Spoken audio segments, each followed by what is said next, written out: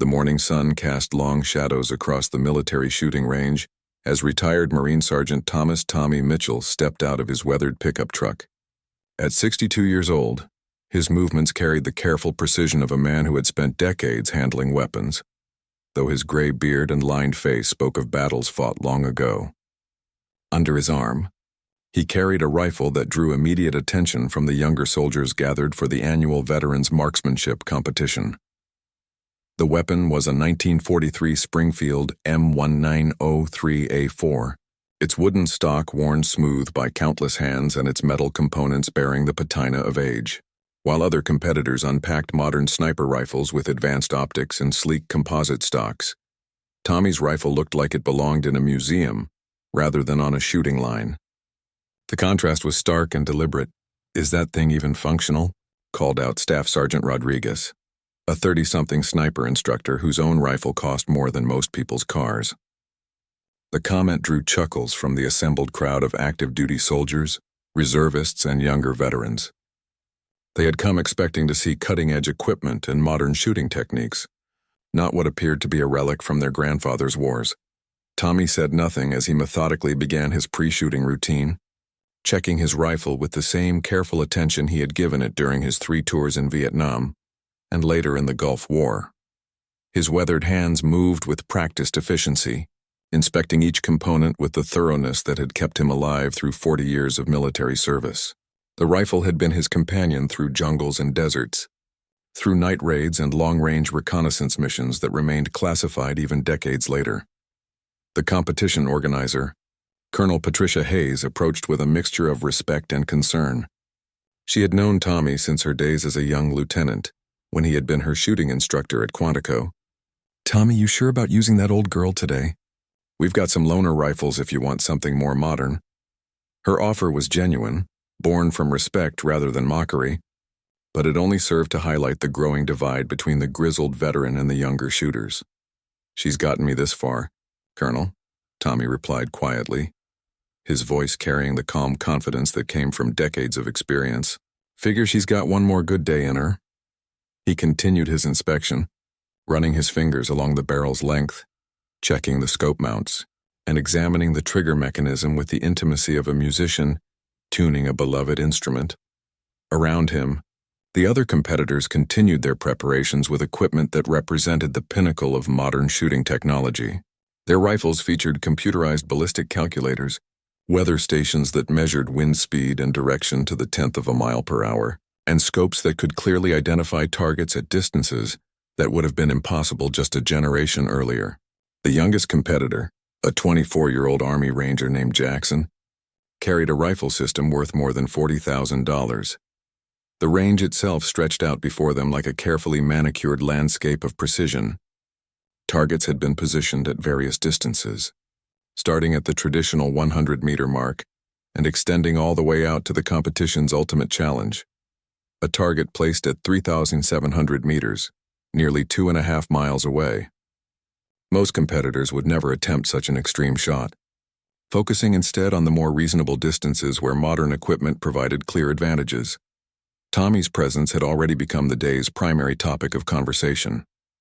Groups of soldiers gathered in clusters, pointing toward the old Marine and his ancient rifle, their discussions mixing respect for his service record with skepticism about his chances in modern competition.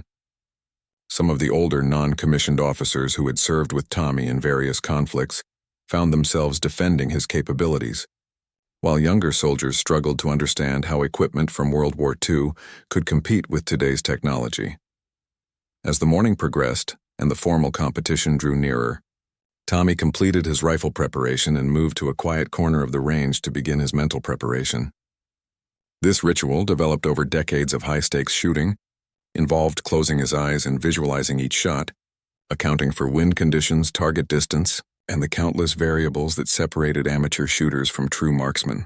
His breathing slowed to the measured rhythm that had sustained him through sniper missions in hostile territory, where a single shot often meant the difference between mission success and catastrophic failure. The transformation was subtle but noticeable to those who knew what to look for. The jovial retiree who had arrived that morning gradually gave way to the focused professional who had earned his reputation in the world's most dangerous places. His gray eyes, which had seemed tired and distant during the earlier conversations, now carried the sharp intensity of a predator preparing for the hunt. This was the same look that had made Tommy Mitchell one of the most feared snipers in Marine Corps history, a reputation built not on equipment, but on an almost supernatural ability to make impossible shots when they mattered most. The competition began with traditional short-range events, where modern equipment provided clear advantages to the younger shooters. Tommy participated quietly, posting respectable but unremarkable scores at 100 and 300 meters. His old rifle, designed in an era when such distances represented the outer limits of practical marksmanship, performed adequately but without the precision that made modern weapons so formidable. Each shot produced a satisfying report, but the results placed him firmly in the middle of the pack. Staff Sergeant Rodriguez dominated the early stages, his advanced rifle system allowing him to place shots within inches of the target center, even in the variable wind conditions that challenged other competitors. The computerized ballistic calculator in his scope automatically adjusted for atmospheric pressure, temperature, and humidity, while built-in wind meters provided real-time data that took the guesswork out of long-range shooting. His confidence grew with each successful shot, and his earlier comments about Tommy's equipment seemed increasingly prophetic. Technology wins wars, Rodriguez explained to a gathering of younger soldiers between shooting sessions. Respect for the old-timers is fine, but this isn't Vietnam anymore. Today's conflicts require precision that those old rifles simply can't deliver. His words carried the authority of someone who had completed multiple combat deployments and had trained hundreds of soldiers in modern marksmanship techniques. Tommy listened to these conversations without comment, focusing instead on observing wind patterns and studying the atmospheric conditions that would become increasingly important as distances grew longer. His decades of experience had taught him to read subtle environmental signs that even the most sophisticated equipment might miss. The way grass moved in the distance, the behavior of mirage effects on hot pavement, and the sound of wind through the range structures all provided information that could mean the difference between hitting and missing at extreme distances. As the competition progressed to longer ranges, the field of serious contenders began to narrow. At 800 meters, several shooters struggled with wind calculations that exceeded their equipment's compensation abilities. At 200 meters, the physical limitations of human vision began to separate experienced marksmen from casual shooters.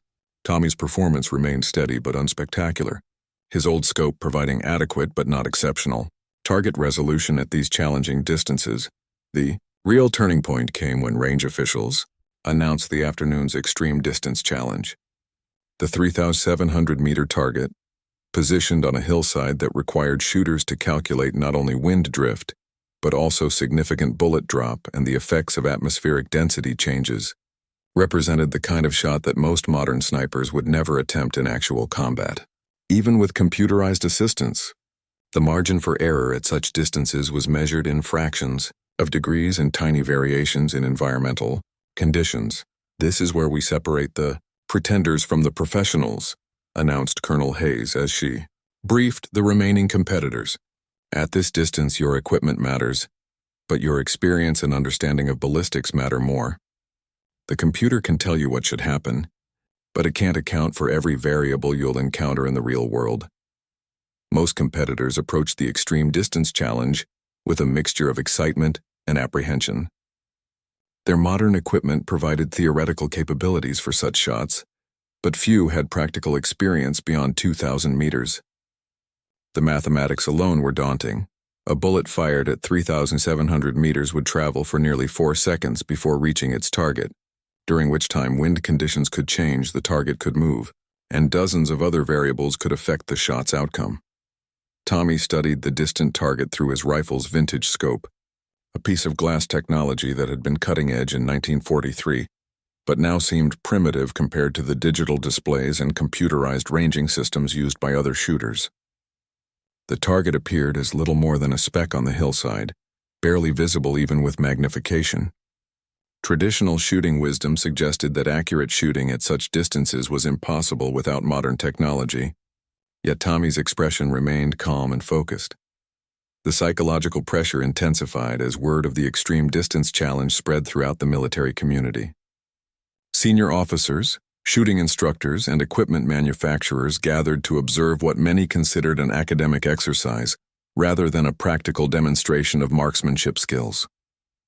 For most observers, the morning's gentle mockery of Tommy's equipment had given way to genuine curiosity about whether decades of experience could overcome technological disadvantages. Rodriguez was among the first to attempt the extreme distance shot, his confidence bolstered by morning successes and the knowledge that his rifle system represented the absolute pinnacle of shooting technology. His computerized ballistic calculator processed atmospheric data and provided firing solutions that would have required hours of manual calculation just a few years earlier. The scope's digital display showed wind speed, direction, and predicted bullet path with scientific precision that seemed to guarantee success. Rodriguez settled into his shooting position with the confidence of a man accustomed to technological superiority. His rifle's bipod extended to precise measurements, while computer displays provided a constant stream of environmental data that updated every few seconds.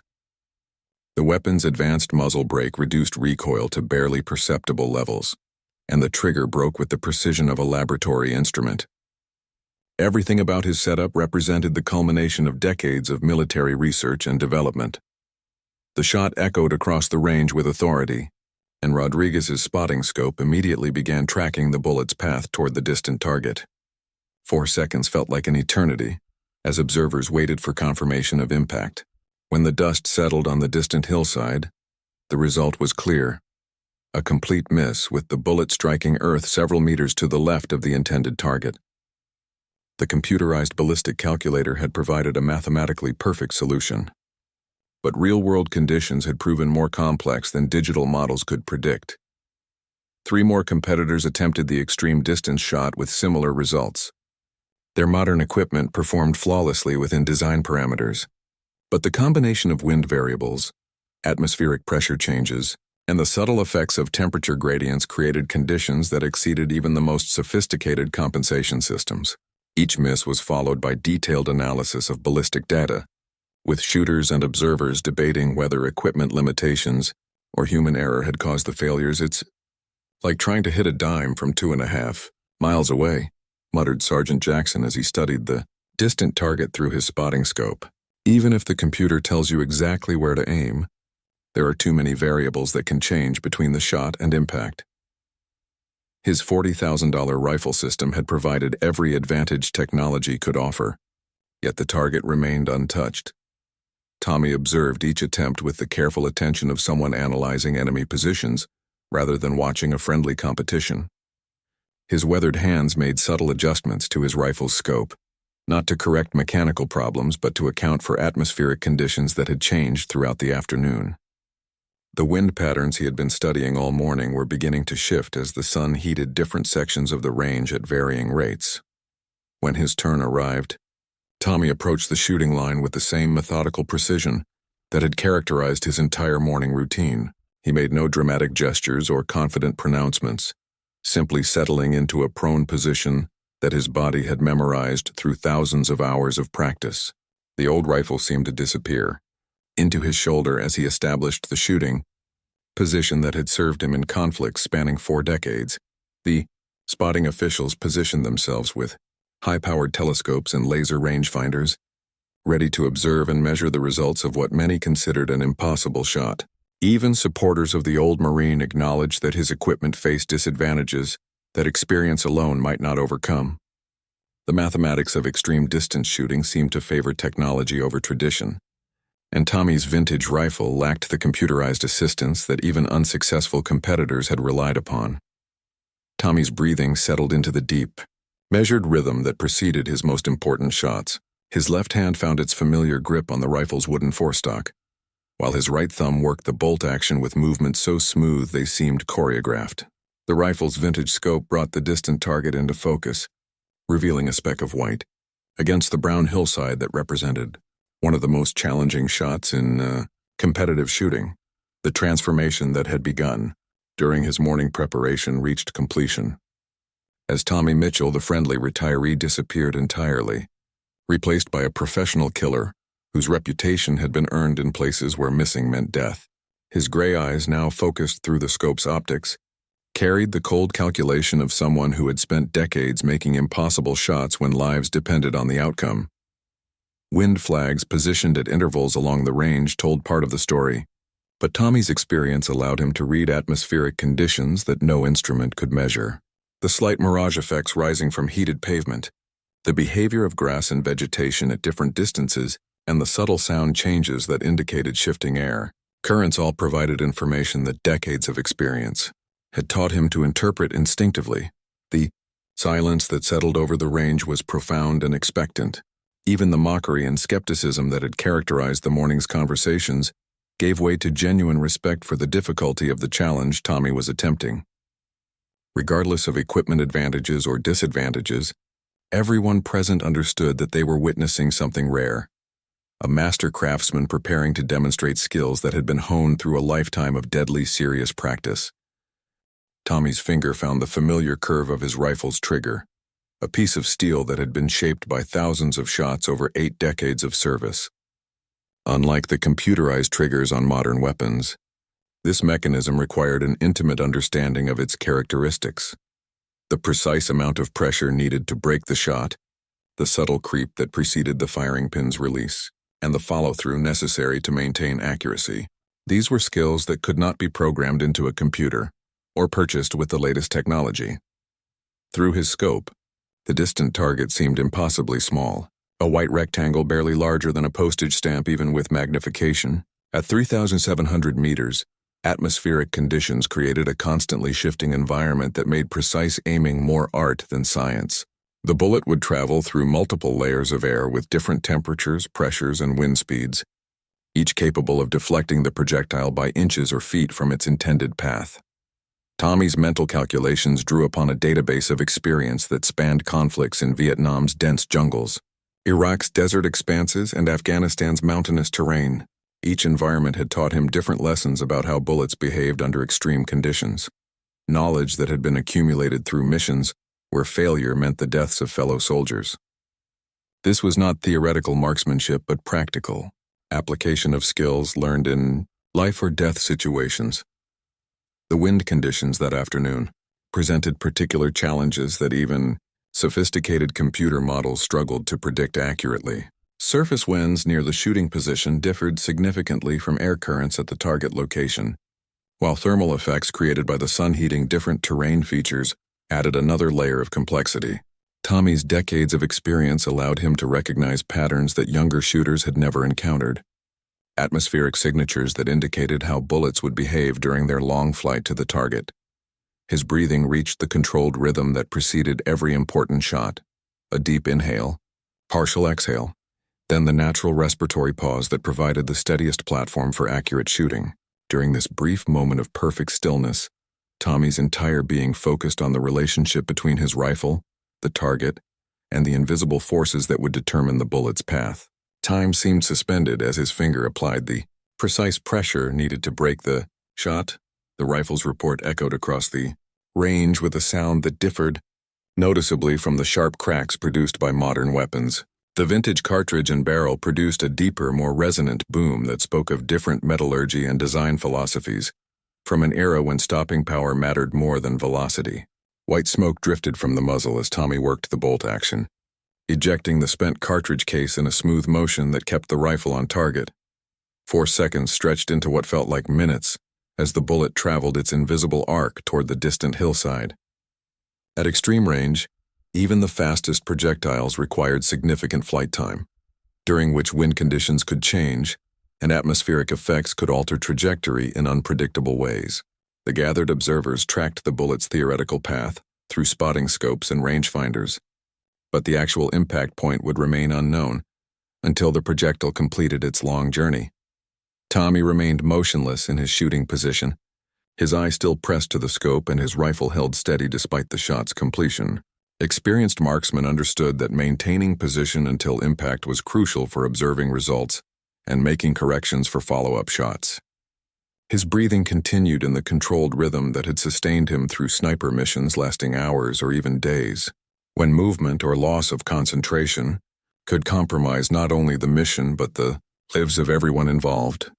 The distant hillside erupted in a small cloud, of dust and debris as the bullet struck with devastating precision.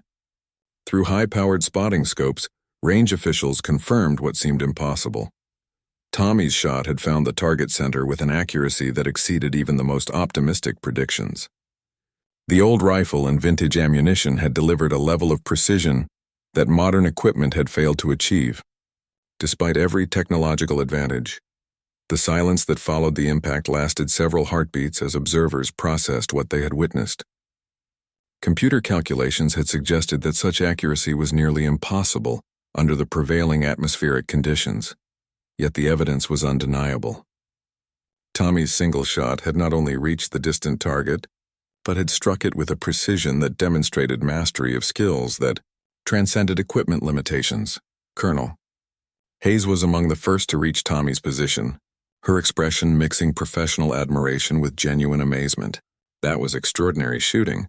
Tommy, I've seen modern sniper teams struggle with half that distance. Her comment reflected not only personal respect but acknowledgement that some capabilities could not be purchased or programmed but had to be earned through decades of dedicated practice under the most demanding conditions imaginable. The transformation in atmosphere around the shooting range was immediate and profound. Conversations that had begun with casual dismissal of Tommy's equipment shifted to intense technical discussions about how such precision had been achieved without modern assistance. Younger soldiers approached the old Marine with questions that reflected genuine curiosity, rather than skeptical challenge.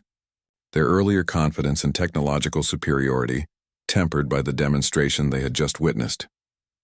Staff Sergeant Rodriguez was among the first to examine Tommy's rifle, his professional interest overcoming any embarrassment about his earlier comments. The weapon that had seemed antiquated that morning now commanded respect as a precision instrument capable of extraordinary performance in skilled hands.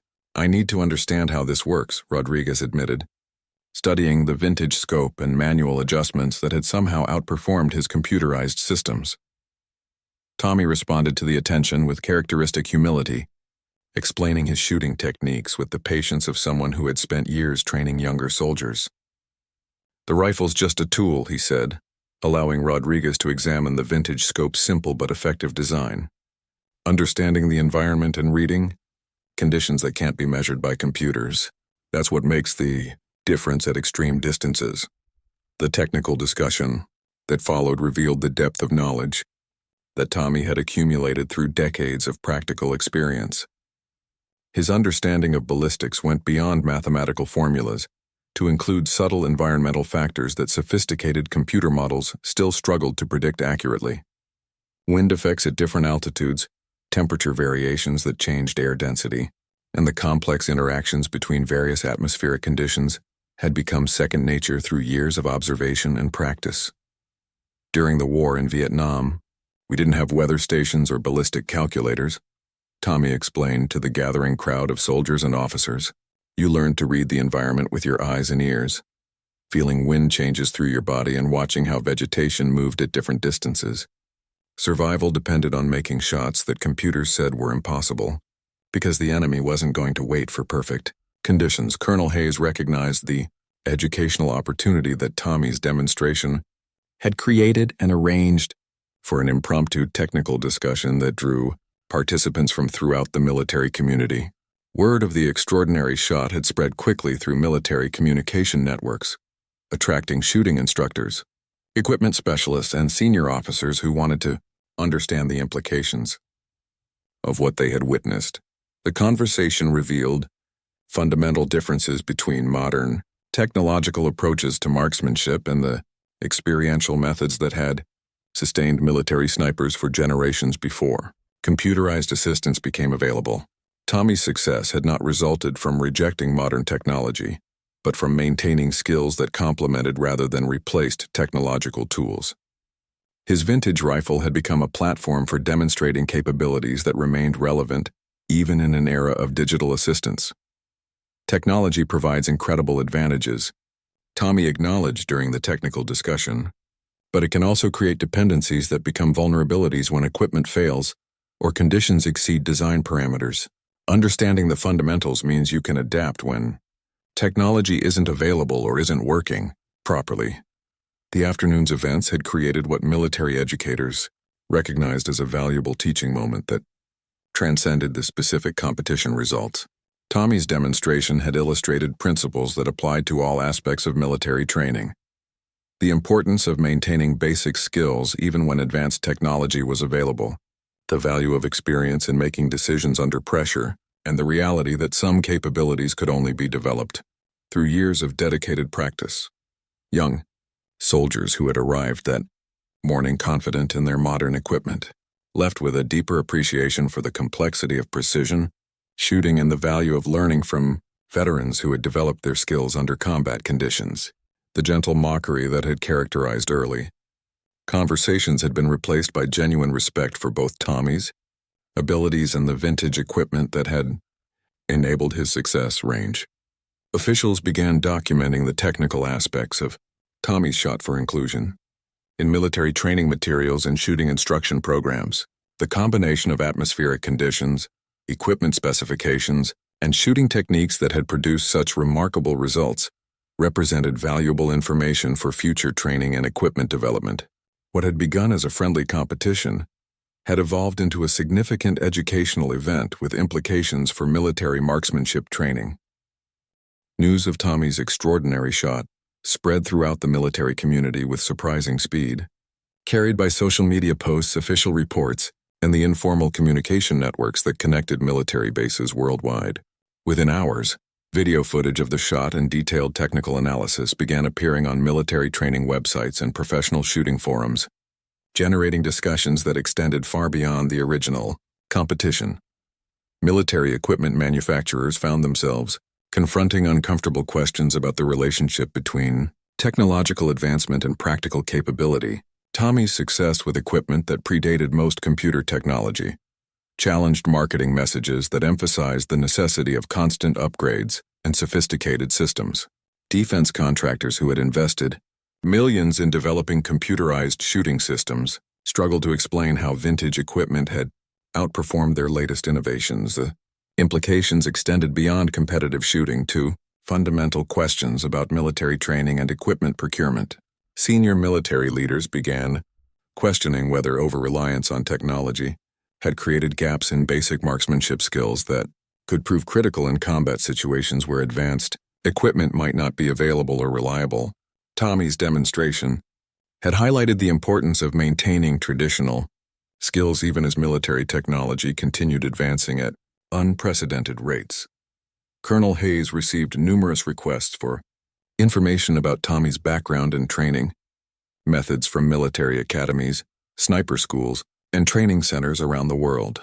The interest reflected growing recognition that the skills demonstrated that afternoon represented valuable knowledge that needed to be preserved and transmitted to future generations of military marksmen.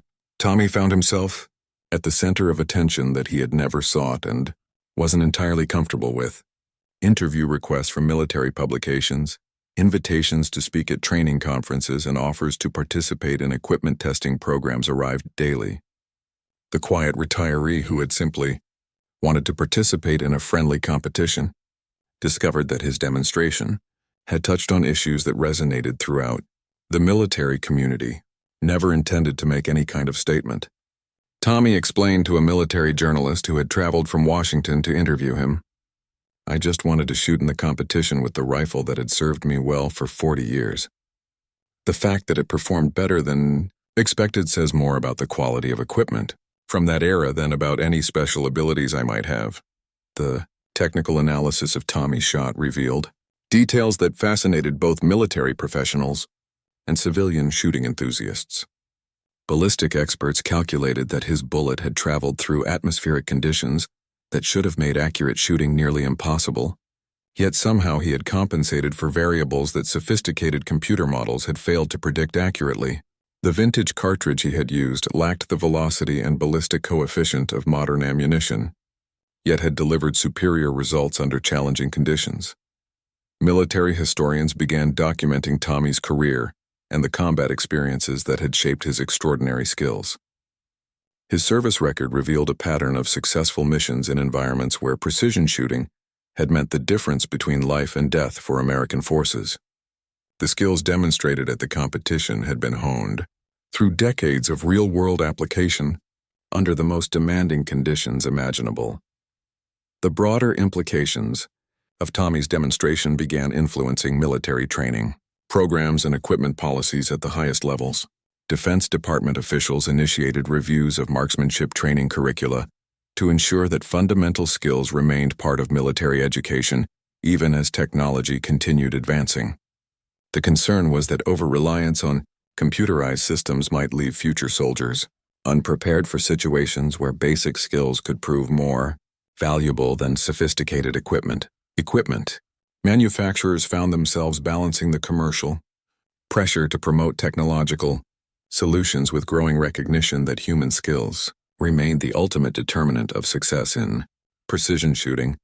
Tommy's vintage rifle had become a symbol of the enduring importance of fundamental marksmanship principles that transcended any specific equipment or technological era. The military shooting community began organizing events specifically designed to challenge marksmanship skills without relying heavily on modern technology. These competitions, inspired by Tommy's demonstration, emphasized reading environmental conditions, understanding ballistics, and developing the personal skills that had sustained military marksmen for generations before computerized assistance became available. Tommy's success had created what military educators recognized as a paradigm shift in thinking about the relationship between technology and human capability. Rather than viewing advanced equipment as a replacement for traditional skills, the demonstration had illustrated how technology could complement rather than substitute for the fundamental abilities that distinguished truly exceptional marksmen from merely competent shooters.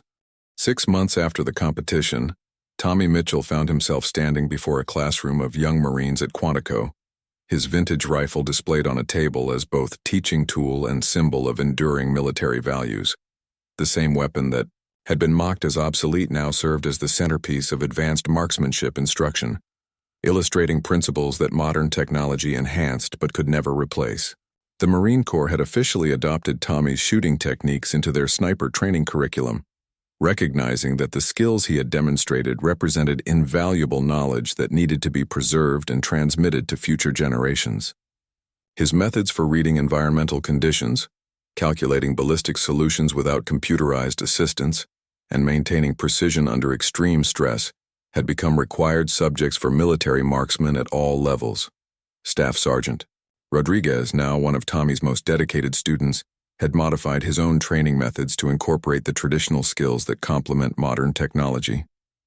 I realized I had become dependent on equipment that might not always be available, he explained to the class.